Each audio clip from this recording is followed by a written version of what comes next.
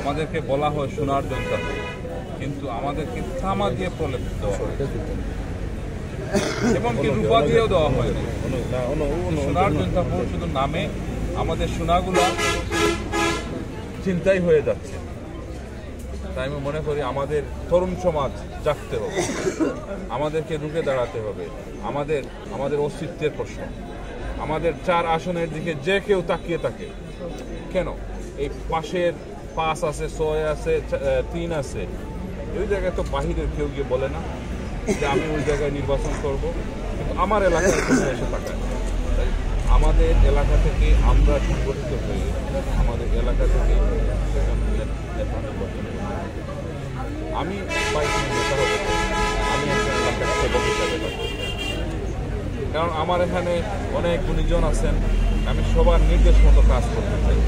আমাকে যদি সবাই সুযোগ দেন, আমাকে যদি সবাই বলেন যে আমার দ্বারা এলাকায় সম্ভব, দেখেন নেতা বলছেন আমার, কিন্তু আমার এলাকার সমর্থন লাগবে, আমাদের এলাকার সমর্থন লাগবে। কারণ এলাকার জনগণ যদি আমাকে চায়, আমার নেতাও আমাকে চাই। আপনারা হয়তো জানেন, আপনাদের অনেক এক্সপিরিয়েন্স আছে, অনেক জায়গায় মনোনয়ন দেওয়ার পরেও এলাকার দাবির, এলাকার লোকের চুপের মুখে ওই মনোনয়নটা ফিরিয়ে নেওয়া হয়। তাই ওই মনোনয়ন নেতা দিবেন ঠিক আছে, কিন্তু আমার এলাকার মানুষের সাথে সম্পর্ক তৈরি করতে হবে। আমি দেখতেছি আমি খুবই সাড়া পাচ্ছি। আমি যখন আসছি সবাই আমাকে খুবই স্নেহ করে, কারণ আমি হয়তো বয়সের হিসাবে সাহস করেছি, অনেকে আমাকে প্রশংসা করে তুমি যে সাহস করেছো। তাই আমি মনে করি আমাদের সবাই, আমি ছোট হইলেও আমি আমার নেতাকে প্রশ্ন করেছিলাম, আমি তো অনেক ছোট, বয়স কম, আমার নেতা বলছেন আমার তো বয়স বেশি হয় না।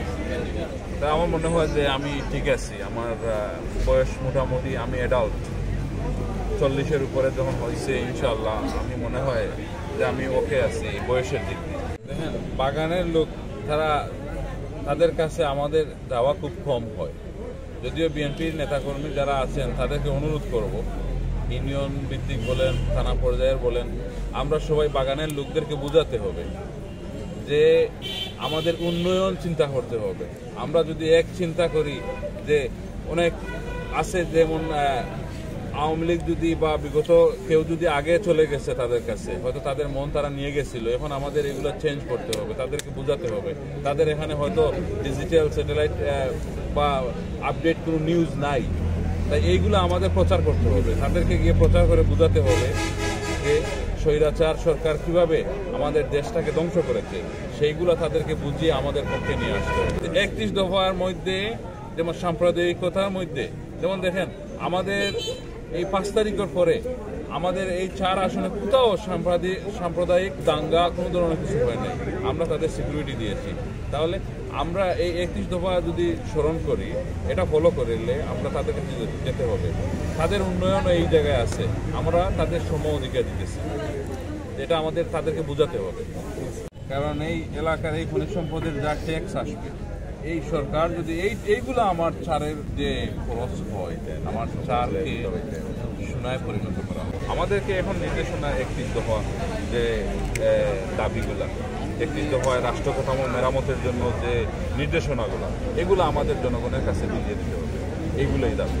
আমাদের সেন্ট্রালি দাবি হচ্ছে জাতীয় নির্বাচনের জন্য প্রস্তুতি নিতে হবে, এটাই আমাদের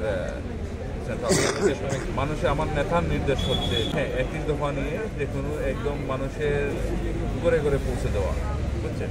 আর আমরা যে এলাকায়, আমার নেতা কিন্তু বলছেন, গত কিছুদিন আগেই বলছেন, যে নেতার কারণে আমার দলের দুর্নাম হবে আমি তাকে অন করব না।